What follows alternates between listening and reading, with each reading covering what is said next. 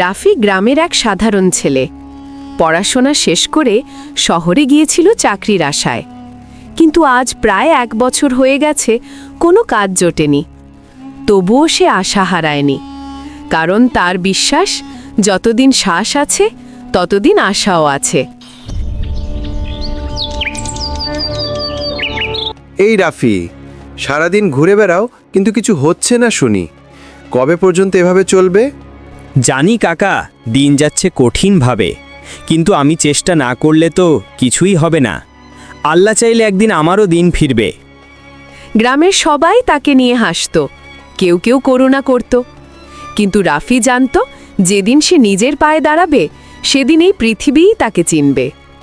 সবাই ভাবে আমি হার মেনে ফেলেছি, কিন্তু তারা জানে না আমি এখনো লড়ছি। একদিন প্রমাণ করব বেকার মানে ব্যর্থ না। স্বপ্ন যত বড়ই হোক, শুরুটা হয় ছোট একটা চেষ্টার মাধ্যমেই।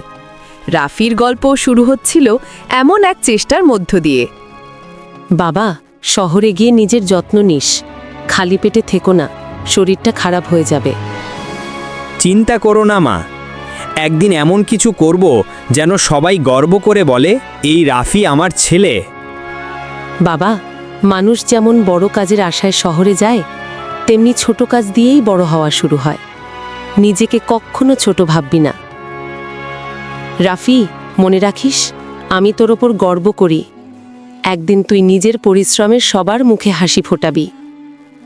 আল্লাহ তোকে ভালো রাখুক বাবা। মায়ের আশীর্বাদই তার সবচেয়ে বড় শক্তি ছিল। হয়তো সেই শক্তিই একদিন তার জীবন বদলে দেবে।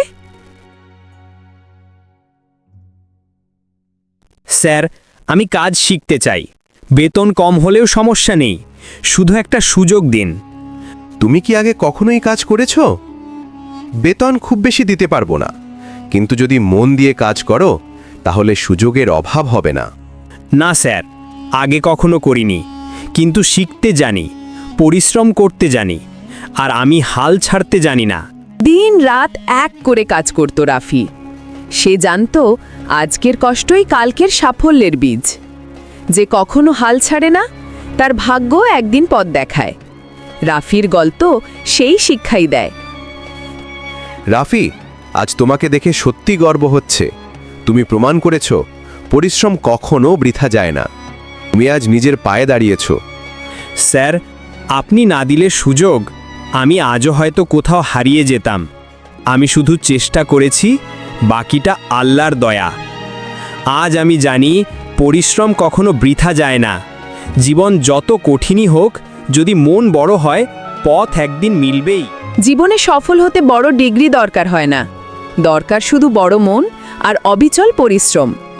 মনে রেখো, বেকারত্ব কোনো অপরাধ নয়, কিন্তু হাল ছেড়ে দেওয়া সবচেয়ে বড় ভুল।